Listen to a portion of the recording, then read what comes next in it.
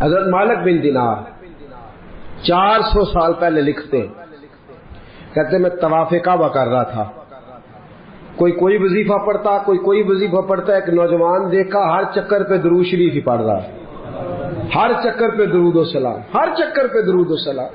فرماتے ہیں میں نے بازو تھاما، اس کے 7 چکر پورے ہوئے تو میں نے نکال لیا، میں نے کہا تجھے اور کچھ نہیں آتا؟ کہتے ہیں کہنے لگا الحمدللہ، الحمد سے لے کر بناس تک سارا قرآن یاد ہے، تو پوچھ کیا پوچھنا چاہتا ہے؟ تو میں نے کہا تو ہر چکر پہ درود کیوں پڑھتا ہے؟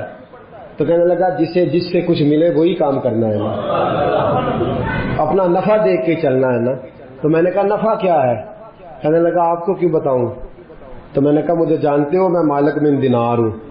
کہنے لگا حضور آپ نہ پوچھتے تو بتاتا نا، میں اپنے والد کے ساتھ حج کرنے آ رہا تھا، رستے میں پردیس میں پوزیشن خراب ہو گئی، ابا جی بیمار ہو گئے، مغرب کی نماز کے بعد اچانک ان کی طبیعت بگڑی اور وہ انتقال کر گئے، ایک میں ایک میرے والد، تیسرا شخص کوئی نہیں۔ کہتے ہیں بڑا پریشان، ایک میرے پاس لالٹین، ایک دیا، ایک روشنی کا بندوبست ابا جی کے چہرے کے قریب کیا تو چہرہ کالا سیاہ ہو گیا، رات بھی اندھیری، جنگل کا زمانہ، شالا پردیسی کوئی نہ تھی، کخ جنا تو پارے۔ کہتے ہیں رستہ بڑی پریشانی، جب میرا کوئی بس نہ چلا تو ایک درخت کے ساتھ ٹیک لگا کے بیٹھ گیا، رونے لگا یا اللہ کو مہربانی کر۔ کہتے ہیں نظر نیچے تھی تو خوشبو آنے لگ گئی، خوشبو مہکی، ذرا میں نے آنکھ کھلی تو میں نے ایک نور چمکتا دیکھا۔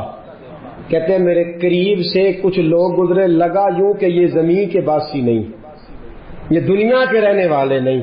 5 لوگ گزرے، 4 ستارے تھے اور درمیان میں ایک آفتاب تھا۔ کہتے ہیں وہ گزرے، میرے قریب سے گزرے تو میں کھڑا ہوا، میں نے کہا کہیں جا رہے ہیں، ان کے ارد گرد نور ہی نور۔ کہتے ہیں میں حیران ہوا کہ میرے باپ کی میت کے قریب جا کے وہ کھڑے ہو گئے، ایک نور والے، ایک روشنی والے، ایک خوبصورت مکھڑے والے نے، جو ان چاروں کے مجھے سردار لگتے تھے۔ انہوں نے جیسے ہی میرے ابا جی کے چہرے سے نقاب ہٹایا اور پھر انہوں نے میرے والد کے چہرے پہ ہاتھ پھیرا، ظلمت کو ان کے نور نے کافور کر دیا، جس پر پڑی نظر اسے بھی نور کر دیا۔ بعد مرن دے مکھڑا میرا ہو جاوے جے تازہ، سمجھ لینا محبوب میرے نیان پڑھیا جنازہ۔ فرماتے چہرے پہ ہاتھ پھیرا تو میرے باپ کا چہرہ نورون علی نور ہو گیا۔ فرماتے ہیں وہ اوپر کپڑا دے کے دوبارہ پیچھے کی طرف پلٹے تو میں قدموں میں بیٹھ گیا۔ توجہ ہے آپ کی؟ کہتے ہیں میں قدموں میں بیٹھا، میں نے کہا اس پردیش میں، اس دکھ میں، اس تکلیف میں آنے والوں کون ہو؟ کہتے ہیں ان میں سے ایک چھوٹے قد والے نورانی چہرے والے بولے، کہنے لگے تو نہیں جانتے میں علی ہوں، یہ عثمان ہے، وہ ابو بکر ہے، یہ عمر ہے، اور تجھے پتا ہے یہ جو نورانی چہرے والے ہیں یہ اللہ کے محبوب ہیں، مدینے سے آئے ہیں۔ کہا اس غربت میں، تنہائی میں، اس دکھ میں میرے رسول پاک نے پیچھے رخ پھیرا، کہتے حضور نے سینے سے لگایا، فرمایا فکر نہ کرنا، سویرے فوجیں آئیں گی جنازہ پڑھنے، سویرے فوجیں آئیں گی، فکر نہ کرنا۔ کہتے میں قدموں سے لپٹ گیا، اتنی بھی جلدی کیا ہے، ذرا ٹھہر جائیے، ساری عمر گزار کے آئی ہے یہ گھڑی۔ میں نے کہا محبوبہ مہربانی فرمائی، کرم نوازی فرمائی، حضور اتنی بندہ نوازی کی آئے ہو تو سونیا بتاؤ تو صحیح، آخر میرے باپ میں کیا ایسا تھا کہ ان دکھوں میں آپ آئے اور آ کے نور علی نور کر گئے، روشنیاں بانٹ گئے۔ میرے مرنے پہ ہر سو شور مچ جائے گا، دیکھو گے کہنے الوداع سرکار خود تشریف لائیں گے۔ کہا اس موقع پہ الوداع کہنے آئے ہو؟ تو فرماتے ہیں حضور نے فرمایا تجھے پتا ہے تیرا باپ ہر لمحہ مجھ پر درود پڑا کرتا تھا، ہر گھڑی سلام بھیجتا تھا، اس نے عمر بھر مجھے بھلایا نہیں، اس نے مجھے نہیں بلایا تو میں اسے کیسے بھول جاتا، اس نے مجھے نہیں بلایا تو میں کیسے بھول۔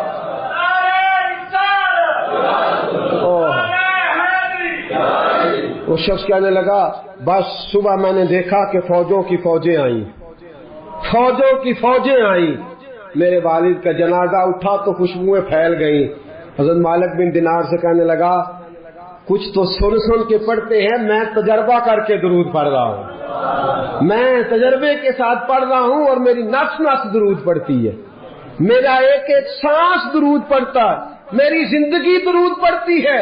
اور کہا مالک مجھے امید ہے کہ میں مر جاؤں گا تو میری قبر سے بھی درود و سلام کی صدائیں آئیں گی، میں وہ سنی ہوں جمیل قادری، مرنے کے بعد میرا لاشا بھی کہے گا صلاۃ و سلام۔ نبی کریم پر درود پڑھنا، یہ جو ہماری محفل ہوتی ہیں، مجالس ہوتی ہیں، یہ ساری محبت کو عروج دینے کے لیے ہوتی ہیں، یہ ساری چیزیں توانائی پیدا کرنے کے لیے ہوتی ہیں، روحانی قوت پیدا ہوتی ہے۔ محبت جو ہوتی ہے نا، محبت، میرے نبی پاک علیہ السلام نے فرمایا جو مجھ پر ایک بار درود پڑے گا اللہ 10 رحمتیں نازل فرمائے گا۔ خوشی ہوئی ہے نا آپ کو؟ اللہ تعالیٰ آپ کو خوش رکھے، آمین کہنا۔ اللہ کرے آپ چمک جایا کریں ایسی باتوں سے۔ جو موضوع میں نے چھیڑا ہے نا، اس موضوع میں تو کھل جاتا ہے بندہ۔ کہا نبی پاک علیہ السلام نے فرمایا جو ایک بار درود پڑے اللہ 10 رحمتوں کا نزول فرماتا ہے، 10 گناہ معاف فرماتا ہے، 10 درجے بلند کرتا ہے۔ ایک حدیث میں فرمایا جو 10 بار پڑھے گا اللہ 100 رحمت نازل کرے گا، جو 100 بار پڑھے گا اللہ 1000 رحمت نازل فرمائے گا، اور ایک جگہ فرمایا جو 1000 بار پڑھے گا نا اللہ اس کی پیشانی پہ لکھ دے گا کہ یہ بندہ نفاق سے بھی بری ہے اور دوزخ کی آگ سے بھی بری ہے۔ یہ سارا ثواب گنوایا، یہ سارا درود پاک کا یہ ثواب گنوایا حضور نے۔ فرمایا درود پڑھو گے قیامت میں روشنی ملے گی، درود پڑھو گے قیامت کے اندھیروں میں تمہیں نور ملے گا، ثواب گنوائے۔ ایک حدیث میں کیا لفظ ہے؟ ایک بار پڑھو 10 بار پڑھو 100، یہ ثواب ہے۔ اور ایک حدیث میں کیا فرمایا؟ فرمایا اسمع صلاۃ اہل محبتی، ہاں اگر تو محبت سے پڑھے گا تو حضور اس کا کیا ثواب ہے؟ فرمایا اس کا ثواب یہ ہے کہ تو پڑھے گا اور تیرا رسول اپنے کانوں سے تیرا درود سنے گا۔ آج بڑے وظیفے درود و سلام کا بڑا ذکر ہوتا ہے، لیکن میں دیکھتا ہوں اس کے خلوص سے ہمارا مزاج خالی ہوتا جا رہا ہے، خالی ہوتا جا رہا ہے ہماری طبیعت۔ بہت کم لوگ ہیں جو کہتے ہو میں 1,00,000 روز پڑھتا ہوں، 2,000 50,000 20,000، یہ مزاج ہی ہم نے چھوڑ دیا۔ نبی کریم سے محبت کا پہلا درجہ درود و سلام ہے۔ اگر آپ درود و سلام نہیں پڑھتے تو ناقص ہے محبت۔ بھائی کیسا تجھے پیار ہے کہ تو محبت کے ساتھ درود و سلام بھی نہیں پڑھتا؟ تو کم از کم ایک دن میں 500 بار ضرور پڑھا کریں۔ پڑھیں گے انشاءاللہ؟ فجر کے بعد کتنا پڑھنا ہے؟ 100، زور کے بعد، عصر کے بعد، ٹائم کتنا لگتا ہے جی؟ 10 منٹ، کل کتنے ہو گئے؟ 50 منٹ بس۔ اگر تو پیچھے پلٹ کے میرے دوست کا بھی دیکھے نا تو تیرے نبی ساری رات ہی تیرا ذکر کرتے رہتے ہیں، یا اللہ اسے بخش دے، یا اللہ اسے معاف کر دے۔ تو 50 منٹ نہیں دے سکتا درود و سلام کو۔ اور میں کہا کرتا ہوں، امام سخاوی سے کسی نے کہا تھا حضور کی زیارت کرنے کو دل کرتا ہے، تو آپ نے فرمایا رات بستر پہ خوشبو لگا لے، وضو کر لے، کعبے کی طرف چہرہ کر لے، درود پڑھتے پڑھتے سو جا۔ جس مصطفیٰ پہ تو درود پڑے گا وہ خواب میں آ کے تجھے جلوہ بھی دکھا جائیں گے، وہ خواب میں آ کے تجھے دکھائیں گے۔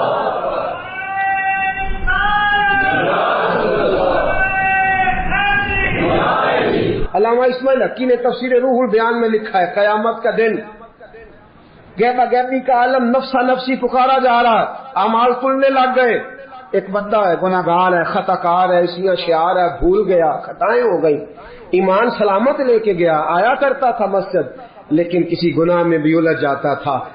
ہوا یہ کہ معاملہ اتنا بگڑا کہ گناہ زیادہ ہو گئے، نیکیاں کم پڑ گئیں، اعمال کھلنے لگے تو یہ کانپنے لگا، نتیجہ یہ نکلا کہ تو فیل ہو گیا ہے۔ فرشتوں نے تھاما، گھسیٹ کر جہنم کی طرف لے جانے لگے۔ حضرت آدم کی نظر پڑ گئی، باپ ہے نا ساری مخلوق کے، باپ کو تکلیف ہوتی ہے، نظر پڑی۔ حضرت آدم علیہ السلام اس کی طرف نہیں گئے، دوڑے واپس آئے، کہنے لگے یا محمد صلی اللہ، ہر نظر کانپ اٹھے گی محشر کے دن خوف سے، ہر کلیجہ دہل جائے گا، اوڑھ کر کالی کملی وہ آ جائیں گے، سارے محشر کا نقشہ بدل جائے گا۔ کہا یا محمد صلی اللہ، حضور نے کہا اے کل انسانیت کے بعد کیا ہوا؟ اب وہ دیکھتے ہو آپ کے غلام کو فرشتے گھسیٹ کے لے جا رہے ہیں. جناب آدم بھی جانتے ہیں کہ مصطفیٰ کو کہہ دیا تو حضور دوڑیں گے. حضرت علامہ اسماعیل حقی نے لکھا ہے کہ نبی کریم بھاگتے ہوئے تشریف لے جائیں گے. فرشتوں سے پوچھیں گے کہاں لے جا رہے ہیں؟ دوستو توجہ کرنا ذرا میری بات پہ. دکھوں میں جو شخص خالی تسلی دے دے اس کی بھی بڑی بات ہوتی ہے. اور اس عالم میں جو بھاگ کے جا کے بچا لے دوزخ کے دروازے، کہاں لے جا رہے ہو؟ فرشتے کہتے ہیں محبوب اس کے گناہ زیادہ نکلے، نیکیاں تھوڑی ہیں، اعمال تلے ہیں. حضور فرماتے ہیں واپس لاؤ نا، واپس لاؤ نا. واپس لائے، میزان لگ گیا. محبوب نے فرمایا میرے سامنے تولو. جب تلنے لگے باقی ساری نیکیاں کرامن کاتبین نے لکھی ہیں. درود والی پرچیاں حضور نے سنبھال کے رکھی ہوئی ہیں. باقی نیکیاں کرامن کاتبین کے دفتروں میں ہیں. درود و سلام کی پرچیاں رکے میرے مصطفیٰ نے سنبھال کے رکھے ہیں. جب اعمال تلنے لگے گناہ زیادہ نیکیاں تھوڑی، حضور نے فرمایا ٹھہرو. میرے نبی نے جیب میں ہاتھ ڈالا. تو کتنا نصیبوں والا ہے، تیرے رکے مصطفیٰ کی جیب سے نکلے. غور تو کرنا بھائی، میرا کارڈ کسی کی جیب سے، کسی کا کارڈ میری جیب سے نکلے تو کیا بات ہے. تیرے اور میرے نام کے رکے مصطفیٰ کی جیب سے جیب میں ہاتھ ڈالا. فرمایا یہ رکھو نا نیکی، نیکیوں والے پلڑے میں رکھی کہ مصطفیٰ نے رکا دیا ہے یا عطا کر دیا ہے، بے حساب نواز دیا ہے. فرشتے کہنے لگے سونے ہم تو مجبور ہو گئے، یہ تو نیکیاں بڑھ گئی ہیں. حضور یہ تو پلڑا وزنی ہو گیا. چلو دوڑ جاؤ، بلاؤ جنت والوں کو، جنت والوں کو بلاؤ. پتہ سارا ہے سردار نو کیتیاں دا، پتہ یہ پردہ چپایا ہی پلا ہو سی. پتہ سارا ہے سردار نو کیتیاں دا. قدموں میں بیٹھ گیا، پیر پکڑ لی، کہا سونے میرے تو عمل ہی نہیں. پتہ سارا جو حضور میرے تو عمل ہی نہیں، تو یہ رکا کدھر سے آیا؟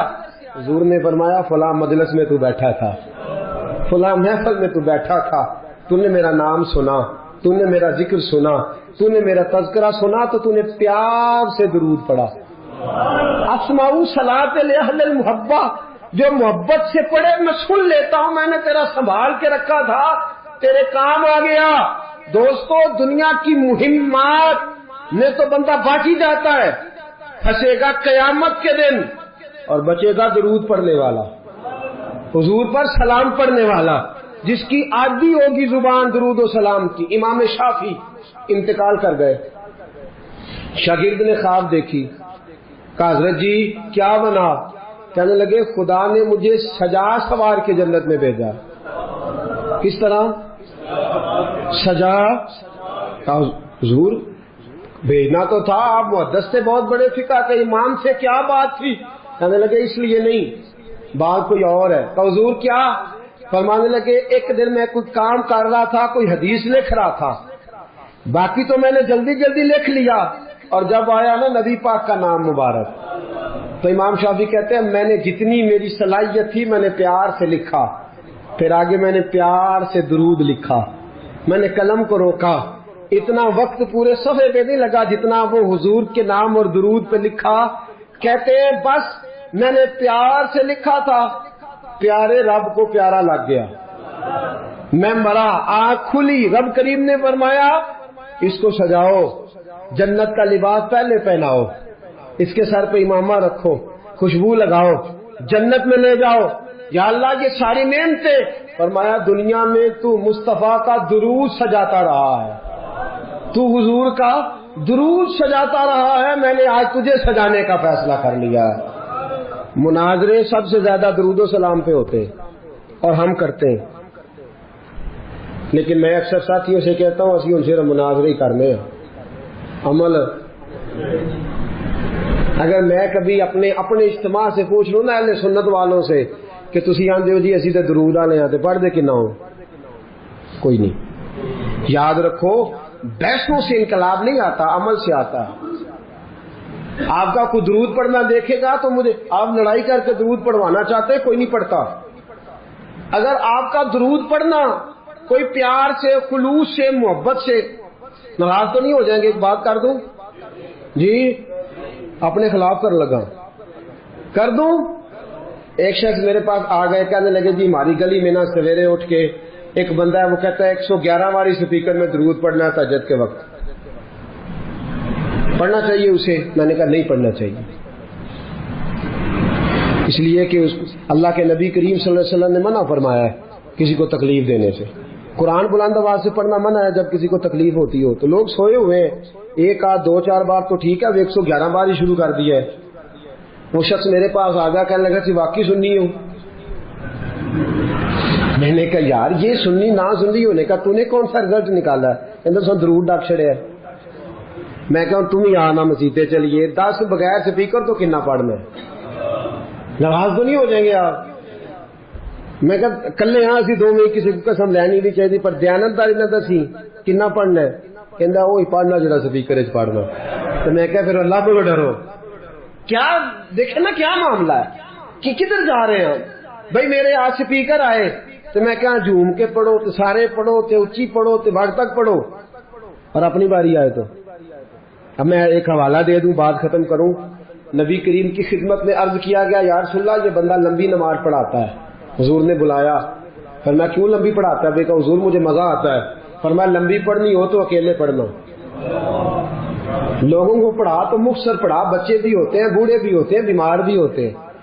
ہم لوگوں نے جو طریقہ درود و سلام السلام علیک ایھا النبی والصلاۃ والسلام علیک یا رسول صلی اللہ علیہ، جو آپ کا دل کرتا پڑھے، لیکن کو دکھا کے پڑھنا، بتلا کے پڑھنا، کسی شخص کو چڑھا کے پڑھنا ضروری ہے؟